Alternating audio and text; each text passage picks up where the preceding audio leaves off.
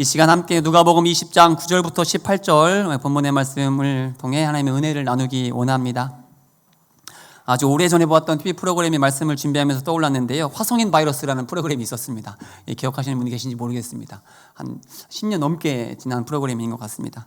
제목처럼 외계인 같은 정말로 독특한 삶을 살고 있는 그런 분들을 소개하는 프로였는데요. 그 프로에 나온 몇 명을 한번 소개해 보겠습니다. 검색을 해봤는데 우선 이런 분이 나왔습니다. 사진 띄워주시죠. 네. 겉보기에는 전혀 그렇죠. 독특해 보이지 않는 그런 여성이었는데 이분이 왜 나오게 됐냐면 무려 이분이 3년 동안이나 화장을 지우지 않고 이렇게 산 분으로 소개되었습니다. 3년 동안 얼굴에 화장을 지우지 않았답니다. 별로 놀라지 않는 거 보니 그럴 수도 있다라고 다 생각을 하시는 것 같습니다. 네. 더 놀라운 사람이 있었습니다. 이분은 왜 나왔을까요? 앞에 분보다 더 좀 놀라운 나왔습니다. 네? 무려 이분이 16년 동안 뭘 하지 않았을까요? 목욕을 하지 않았다라는 여성을 나왔습니다. 너무 좀 TV에 나온 분이니까 얼굴 그대로 저도 노출하는 겁니다. 머리, 얼굴, 손과 발은 씻었지만 이걸 제외한 부분은 무려 16년 동안이나 목욕을 하지 않았다라는 그러한 삶을 살고 있다라고 나왔습니다. 참 대단하지 않습니까? 근데 그럼에도 제가 생각하기에 가장 이상한 사람은 과연 이 사람이 정상일까 싶은 사람은 이 사진 속에 미리 띄워주셨네요. 감사합니다. 저분이었습니다. 어떤 사람일까요? 이분은 저 옆에 있는 제가 설교 때도 한번 이야기했던 분이긴 합니다. 저 옆에 저게 일본 만화 캐릭터가 그려져 있는 베개인데 저 베개와 결혼한 남자로 나왔습니다. 별 이상한 사람 다 있죠. 실제로 정말로 영화도 같이 보러 갔습니다. 티켓을 2개를 구매해서 옆에 앉혀놓고 레스토랑도 2인분을 주문합니다. 옆에 앉혀놓고 정말 연인처럼 베개를 대하는 모습에 모두가 경악을 했습니다. 제가 소개해드린 3명 다 나중에 방송 후에 조작이다라는 논란이 있을 정도로 독특한, 특이한, 이해할 수 없는 그러한, 아무리 생각해도 납득할 수 없는 그러한 삶을 살고 있는 분들이었습니다. 제가 왜 이런 분들이 떠올랐냐면 제가 말씀을 준비하면서 오늘 본문에도 참 이해할 수 없는 사람이 등장했기 때문입니다. 어떻게 저렇게 생각할 수 있을까? 또 저렇게 행동할 수 있을까 싶은 사람이 이 말씀 가운데 나왔기 때문이죠. 본문 이렇게 시작하는데 우리 9절의 말씀입니다. 우리 다 함께 9절 말씀 함께 봉독하시죠. 시작.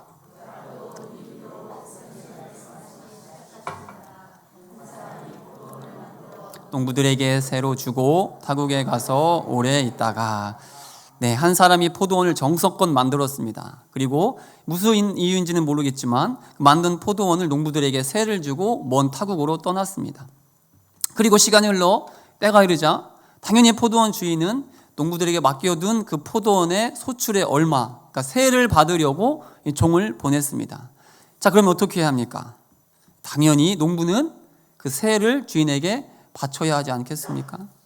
그런데 포도원 주인의 요구에 이 농부들이 어떻게 했다라고 말씀은 전하고 있죠. 우리 10절의 말씀인데 다 함께 봉독하시죠. 10절 시작.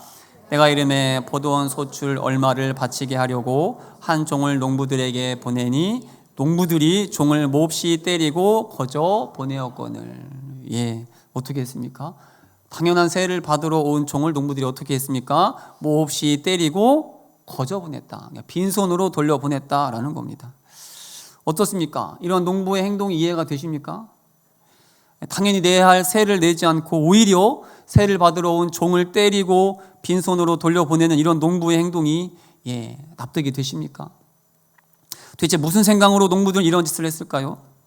그런데 더 이해할 수 없는 것은 이러한 일을 한 번이 아니라 무려 수차례 반복했다라는 겁니다. 11절, 12절 제가 봉독합니다. 다시 다른 종을 보내니 그도 몹시 때리고 능욕하고 거저 보내었거늘 다시 3번째 종을 보내니 이 종도 상하게 하고 내쫓은지라. 한 번이 아니라 몇 번 그랬죠? 2번도 아닌 3번씩이나 보냈는데 그 세를 받으러 온 종들을 때리고 능욕하고 그래서 빈손으로 돌려 보냈답니다.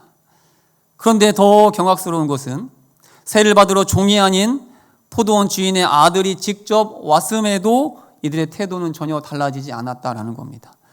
오히려 포도원 주인의 아들이 오자 이들이 이렇게 말하고 행동하는데 14절의 말씀, 이건 다 함께 한 목소리 공독하시죠. 14절 시작. 농부들이 그를 보고 서로 의논하여 이르되 이는 상속자니 죽이고 그 유산을 우리의 것으로 만들자 하고. 어떻게 합니까?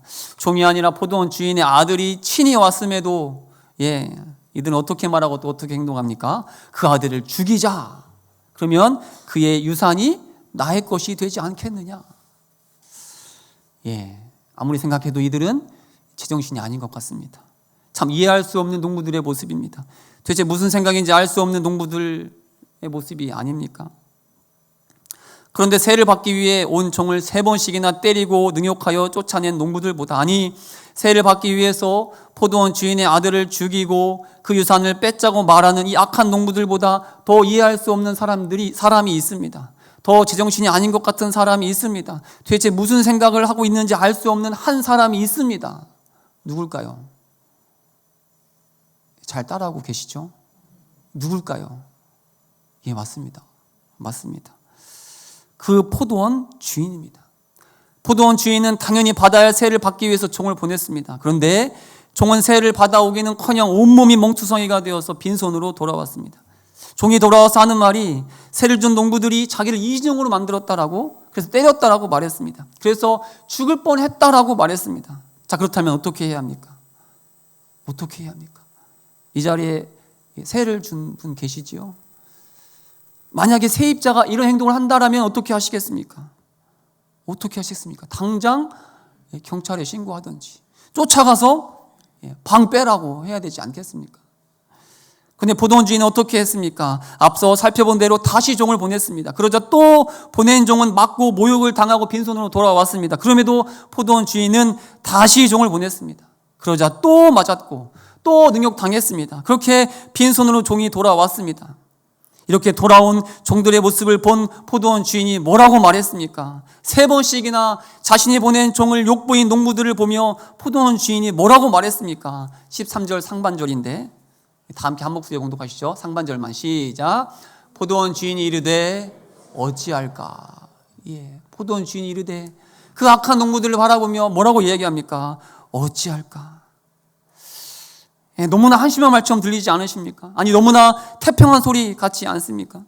어떻게 하긴 뭘 어떻게 합니까? 당장 찾아가서 받은 만큼 되돌려 줘야지. 아니, 그 이상으로 복수를 해야 하지 않습니까? 그런데 포도원 주인이 어떻게 행동합니까? 이러한 농부들을 내가 어떻게 해야 될까? 어찌해야 될까? 이 고심 끝에 포도원 주인이 어떤 행동을 합니까? 우리 14절의 말씀을 다시 한번 다 함께 봉독합니다. 14절 시작. 포도원 주인이 이르되 어찌할까? 내 사랑하는 아들을 보내리니 그들이 혹 그는 존대하리라 하였더니. 어떻습니까? 아무리 생각해도 이 포도원 주인이 정상은 아닌 것 같이 느껴지지 않습니까? 세를 받으러 온 종을 때려 빈손으로 돌려보낸 농부들보다 이런 생각을 하는 포도원 주인이 더 죄송하지만 제정신이 아닌 것 같다는 생각이 들지 않습니까? 뻔히 앞서 보냈던 종이 무려 3명씩이나 모욕을 당했습니다. 심한 매질을 당했습니다. 살아 돌아온 것만 해도 다행이라고 생각할 정도였습니다. 그런데 그곳에 누굴 보냅니까? 죽을지도 모르는 그 자리에 지금 누구를 보내겠다라고 말하고 있습니까? 내 사랑하는 아들을 보내리니. 보통 성경에서 내 사랑하는 아들이라고 말할 때에는 독자를 의미한다라고 합니다. 독자. 그러니까 지금 포도원 주인은 내 하나뿐인 사랑하는 아들을 그들에게 보내겠다. 그 악한 농부들에게 보내겠다라고 지금 말하고 있는 것이죠. 그렇다면 도대체 이 이해할 수 없는 행동 속에 담긴 포도원 주인의 마음은 무엇일까요? 도대체 무슨 생각으로 포도원 주인은 이런 행동을 하는 것일까요? 이 포도원 주인을 통해 예수님께서 당시 사람들에게, 그리고 이 말씀을 대하는 우리에게 전하고자 하는 메시지는 무엇일까요? 가만히 포도원 주인의 이 행동을 묵상하는데 지금은 돌아가신 이어령 박사님의 책 한 권의 책에서 본 한 짧은 이야기가 떠올랐습니다. 짧은 이야기 긴 생각이라는 책이었는데요, 그 중에 아버지와 손을 잡을 때라는 제목의 이야기인데 그 일부를 읽어드리겠습니다. 까치 한 마리가 뜰로 날아왔습니다. 치맥기가 있는 백발 노인이 창밖을 내다보다가 아들에게 물었습니다. 얘야, 저 새가 무슨 새냐? 아들이 답했습니다. 까치요. 아버지는 고개를 끄덕이시더니 조금 있다가 다시 물었습니다.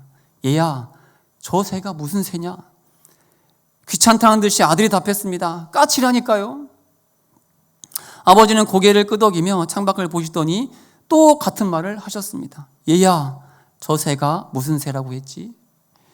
아들은 더 이상 참지 못하겠다는 듯이 짜증 섞인 말투로 이렇게 답했습니다. 몇 번이나 대답해야 아시겠어요? 까치요. 까칠하니까요. 그 옆에 계시던 어머니가 이 모습을 보고 한숨을 쉬고는 말씀하셨습니다. 아범아, 너는 어렸을 때에 저게 무슨 새냐고 100번도 더 물었단다. 그때마다 아버지는 까칠한다, 까칠한다 몇 번이고 대답하시면서 말하는 네가 귀여워서 네 머리를 쓰다듬어 주셨지. 그래서 네가 말을 배울 수 있었단다. 그렇습니다. 사랑하면 어떻게 하죠? 사랑하면 참습니다. 사랑하면 기다리고 인내합니다. 그것도 3번이 아니라 10번, 100번도 참습니다. 오래 기다립니다. 그래서 고린도전서 13장 4절을 보면 이렇게 암송 구절이기도 한데 다 함께 다시 한번 봉독하시죠. 시작. 사랑은 오래 참고 사랑은 온유하며 시기하지 아니하며 사랑은 자랑하지 아니하며 교만하지 아니하며. 그래서 사랑하면 어떻게 행동합니까? 13장 7절 제가 봉독합니다. 모든 것을 참으며 모든 것을 믿으며 모든 것을 바라며 모든 것을 견디느니라. 그렇습니다. 포도원 주인의 이 이해할 수 없는 행동, 도무지 납득되지 않는 이 행동, 이 긴 오래 참음, 이 긴 인내 속에 담긴 것은 무엇입니까? 두 글자, 뭘까요? 바로 사랑이었던 겁니다. 사랑. 어제 저희 가정에서 SPT를 하는데 SPT 까먹지 않으셨죠? 예배 캠페인. 같이 모여서 말씀을 읽고 이제 제가 설명을 했었습니다. 딱 여기까지 이야기를 딱 했는데 우리 아이들은 단번에 알아차더라고요. 아, 이게 누구의 이야기죠? 아, 누구를 말하는 거죠? 딱 알아채더라고요. 어떻게 알아채셨습니까? 이 비유가 여기까지 말씀의 이야기가 어떠한 스토리인지 눈치채셨습니까? 채신 분도 계시고 아직 아닌 분도 계신데. 그렇습니다. 오늘 본문에서 예수님께서 이 비유로 말씀하신 이야기에서 포도원 주인은 누구를 말하는 걸까요? 그렇습니다. 하나님이십니다. 하나님. 그렇다면 세를 받으러 간 종은 누구일까요? 바로 하나님의 말씀, 하나님의 마음, 하나님의 뜻을 전하기 위해 보냄을 받은 선지자들을 말합니다. 그 중에 이사야가 있었고 예레미야, 에스겔도 있었고 그리고 마지막 선지자 침례 요한도 있었습니다. 또한 포도원 주인의 아들은 당연히 누구겠습니까? 가면 죽을 수도 있는 그 길을 순종하며 갔던 그 하나뿐인 아들, 바로 이 땅에 인간의 몸을 입고 오신 예수님을 말합니다. 하나님의 명령에 기꺼이 순종하여 이 낮고 낮은 이 모습으로 이 땅에 종된 모습으로 오신 예수님을 말하는 거죠. 그렇다면 악한 농부는 누구입니까? 세를 받으러 온 종을 때리고 능욕한 심지어 포도원 주인의 아들을 죽이고자 마음을 먹은 악한 농부는 누구를 말합니까? 바로 당시 이스라엘 백성을 말합니다. 그리고 또 오늘날로 치자면 우리를 말하는 것일 수도 있는 거죠. 그렇습니다. 하나님께서는 끊임없이 포기하지 않으시고 이 땅에 선지자를 보내셨습니다.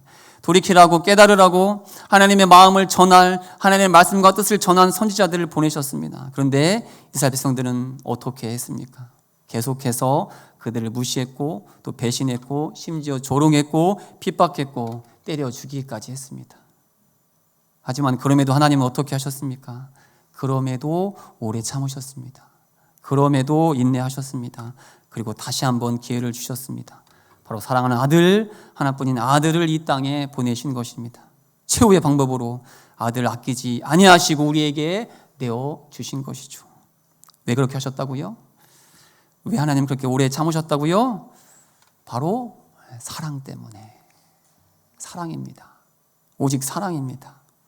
하나뿐인 아들을 아끼지 않고 내어주심으로 우리에 대한 사랑을, 하나님의 그 놀라우신 사랑을 확증해 보여주신 것이죠.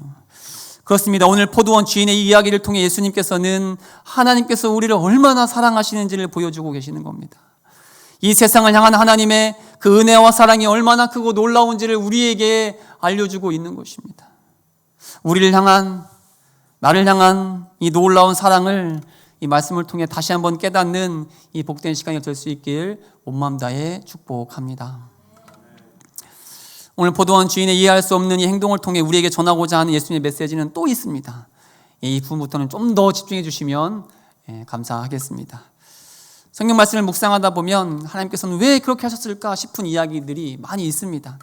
그중에 대표적인 것이 바로 선악과가 아닐까 싶은데, 세상 사람들은 굳이 하나님께서 선악과를 만들어 놓으셔서 왜 사람으로 하여금 죄를 짓게 하셨을까라고 따집니다. 아니, 이미 하나님께서는 아담과 하와가 선악과를 따먹을 것을 다 아셨을 텐데, 전지전능하신 하나님께서 다 아셨을 텐데, 그렇다면 아예 선악과를 만들지 않았다면 사람이 죄를 지을 일도 없지 않았겠냐라고 따지는 거죠. 어떻습니까? 좀 일리가 있는 이야기 아닙니까? 뿐만 아니라 성경을 보면 이미 하나님께서 우리 인간이 어떠한 죄를 지을 것인지를 다 아셨던 것처럼 보이는 사건들, 구체적인 사건들도 나옵니다. 모세오경을 보면 가나안 땅에 이스라엘 백성들이 들어가서 그들이 우상 숭배할 것을 미리 다 아셨던 것처럼 말씀하십니다. 그래서 경고도 하십니다. 또 이스라엘의 요구대로 왕을 세웠을 때에도 그 왕들이 어떠한 잘못을 저지르게 될지도 다 아셨던 것처럼 말씀하시죠. 그래서 또한 경고하시죠. 우리 신약의 복음서도 마찬가지입니다. 예수님께서는 죽을 때까지 예수님을 따르겠다고, 다른 사람은 다 배신해도 자신만큼은 절대로 배신하지 않겠다라고 호언장담했던 베드로가 배신할 것을 미리 이미 아셨습니다. 또 예수님께서는 자신의 12 제자 중에 가룟 유다가 자신을 팔 것이라는 것도 다 아셨습니다. 미리 아셨습니다. 이미 아셨습니다. 자, 그렇다면 다 아셨다면 어떻게 해야 합니까? 다 아셨다면 어떻게 해야 됩니까? 그렇게 하지 못하도록 막으셔야 하지 않겠습니까? 당장 쫓아가서 이미 선악과도 만들지 마시고 애초에 죄를 지을 만한 싹을 다 제거해 주셔야 하지 않겠습니까? 그런데 우리 하나님께서는 어떻게 하셨습니까? 죄의 싹을 다 제거해 주셨습니까? 그들이 죄를 짓지 못하도록 두 손과 두 발을 다 꽁꽁 묶어 두셨습니까? 아닙니다. 그냥 내버려 두신 것처럼 보입니다. 아니, 아무것도 하지 않으시는 것처럼 보입니다. 오늘 본문도 마찬가지죠.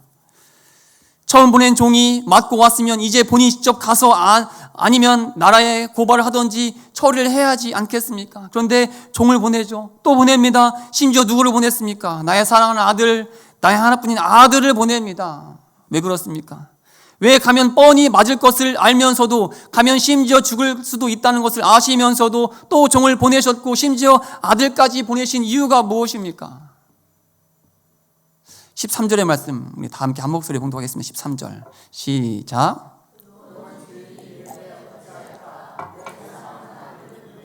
그들이 혹 그는 존대하리라 하였더니. 아멘. 제가 세 번역 성경으로 다시 한번 읽어드리겠습니다. 그래서 포도원 주인은 말하였다. 어떻게 할까? 내 사랑하는 아들을 보내야겠다. 설마 그들이 내 아들이야 존중하겠지. 자, 포도원 주인이 하나뿐인 아들을 어떠한 마음으로 보냈다라고 말씀은 전합니까? 이 말씀 가운데에 담겨있는 포도원 주인의 심정, 마음이 어떨 것 같습니까? 설마 그들이 내 아들이야 존대하겠지, 존중하겠지. 이 말에 담긴 포도원 주인의 농부들을 향한 마음은 무엇입니까? 어떠한 마음이 느껴지십니까? 농부들을 향한 기대가 보이지 않습니까? 농부들을 향한 포도원 주인의 믿음이 느껴지지 않습니까? 그래도 내 아들이 말하면 듣겠지라는 그런 기대와 믿음이 이 말씀 가운데 보이지 않습니까? 그렇습니다. 포도원 주인은 계속해서 농부들에게 종을 보내면서 기대했습니다. 믿었습니다. 이번에도 종을 보내면 내 말은 듣겠지, 내 뜻대로 행동하겠지, 그렇게 기대하면서 종을 보냈습니다. 물론 보낼 때마다, 그리고 종이 맞고 돌아올 때마다 실망하셨지만 그럼에도 포도원 주인은 다시 보냈습니다. 왜냐하면 포도원 주인은 그 악한 농부들을 믿었기 때문입니다. 그들을 향한 기대가 있었기 때문입니다. 그렇습니다. 오늘 말씀의 포도원 주인은, 그럼에도 종을 3번씩이나 보낸 주인은, 그리고 죽을 것을 아시면서도 하나뿐인 아들을 악한 농부들에게 보내신 것은 우리를 향한 하나님의 믿음을 보여주는 겁니다. 하나님을 향한 우리의 믿음만이 아니라 하나님께서도 나를 믿고 기대하고 계신다라는 사실을 이 말씀을 통해 우리에게 전하고 싶은 것이지요. 그렇습니다. 하나님은 우리를 믿고 계십니다. 우리를 향한 기대를 갖고 계십니다. 서로 바라볼 수 있게 인사하면 좋겠습니다. 서로 바라보시면서 하나님께서 우리를 믿고 계십니다. 이렇게 인사 한번 하시죠. 예, 맞습니다. 하나님께서는 여전히 우리를 향한 기대를 갖고 계십니다. 이 믿음과 기대에 합당하게 반응하는, 부응하는 우리가 될 수 있길 온 마음 다해 축복합니다. 그렇습니다. 우리 하나님은 오래 참으십니다. 그리고 인내하십니다. 왜냐하면 우리를 사랑하시기 때문입니다. 그리고 우리 하나님은 또 기회를 주십니다. 또 보내십니다. 왜냐하면 우리를 믿기 때문입니다. 우리에 대한 기대감을 갖고 계시기 때문입니다. 지금 이 하나님의 심정을, 이런 이스라엘 백성을 향한 하나님의 마음을 예수님께서 전하고 계신 거죠. 하나님께서 얼마나 그들을 사랑하시는지, 하나님께서 얼마나 이스라엘 백성들을 믿고 기대하고 계신지를 오늘 본문의 이 포도밭 주인의 이야기를 통해 말씀해 주고 계시는 것입니다. 그런데 이런 예수님의 말씀을 듣고도, 예수님을 통해 하나님의 심정, 하나님의 마음을 전해 듣고도 이스라엘 백성들이 한 짓이 무엇입니까? 이들이 예수님을 어떻게 대우했습니까? 오늘은 종려주일입니다. 종려주일은 이 땅에 구원자로 오신 예수님께서 예루살렘에 입성하신 것을 기념하는 날입니다. 당시 예루살렘에 입성하실 때 모든 자들이 종려나무 가지를 흔들면서 외쳤습니다. 호산나, 다윗의 자손으로 오신 예수여 우리를 구원하소서 외치면서 기쁨으로 환영했습니다. 기쁨으로 맞이했습니다. 그런데 정작 그랬던 자들이 불과 며칠 후에 어떠한 자가 되었습니까? 이미 오늘의 말씀으로 그들에게 경고했음에도 이들은 모두 예수님을 어떻게 대우했습니까? 호산나라고 외치며 환영하던, 기뻐하던 그들의 입에서 이제는 그를 못 박으라, 자칭 유대인의 왕이라 하는 예수를 십자가에 못 박아라, 이렇게 외치는 미련한 자들이 되어버린 겁니다. 경고에도 불구하고 끝까지 깨닫지 못했고, 경고에도 불구하고 끝까지 돌이키지 않고 끝까지 악한 농부가 되어서 모퉁이의 머릿돌이 되실 예수님을 알아보지 못하고 그냥 버리는, 한쪽 구석에 처박아 버리는, 그래서 그들 앞에 놓인 이 심판의 말씀, 깨어지고 부수어져 가루가 되어버리는 이 무서운 심판 앞에 서게 되는 미련한 자들이 되어버리고 만 것입니다. 그렇습니다. 오늘의 말씀은 오래 참으신 하나님의 크신 사랑을 우리에게 알려줍니다. 우리를 믿어 다시 한번 기회를 주신 하나님의 크신 은혜를 우리에게 보여줍니다. 하지만 우리가 그렇게 분명히 또한 기억해야 할 것은, 오래 참으시는 우리 하나님은 오래 참으시는 분이시지 결코 영원히 참는 분은 아니라는 사실입니다. 우리 하나님은 심판하고 싶어 하지 않으실 분이시지 결코 심판 자체를 하지 않는 분이 아니라는 사실입니다. 오래 참으시는 사랑에도 끝이 있고 우리를 향한 기대와 믿음에도 다함이 있다라는 사실을 오늘 말씀을 통해 또한 우리는 반드시 기억할 수 있어야 하는 겁니다. 오늘 설교의 제목은 몇 주 전에 제가 소개했던 중증외상센터라는 드라마에서 나온 대사입니다. 주인공인 백강혁이 그의 제자인 양재원에게 했던 대사가 바로 오늘 설교의 제목, 널 믿는 날 믿어라는 대사였습니다. 위급한 수술이 필요한 상황에 주인공 백강혁이 수술을 집도할 수 없게 되었습니다. 그래서 그의 제자인 양재원에게 수술을 맡깁니다. 그런데 제자인 양재원은 망설이죠. 왜냐하면 너무나 위급한 수술이었고 또 자칫 잘못하면 환자가 죽을 수도 있는 위험천만한 수술이었기 때문입니다. 그래서 자기 실력으로는 도저히 못하겠다라고 말합니다. 아니, 자신이 없다라고 말합니다. 그렇게 말하는 제자를 보며 백강형이 이렇게 말하는 겁니다. 불안해하는 제자를 향해 이렇게 단호하게 말합니다. 바로 오늘 설교의 제목, 다 함께 읽어보시죠. 시작. 널 믿는 날 믿어. 널 믿는 날 믿어. 오늘 말씀을 마무리하면서 문득 이 새가 딱 떠올랐습니다. 그리고 마치 예수님께서 저에게 그리고 오늘을 사는 우리에게 이 말씀을 해 주신 것 같았습니다. 어떻습니까? 이 말씀을 쭉 들으면서 대하면서 어떤 생각이 드셨습니까? 우리는 다를까요?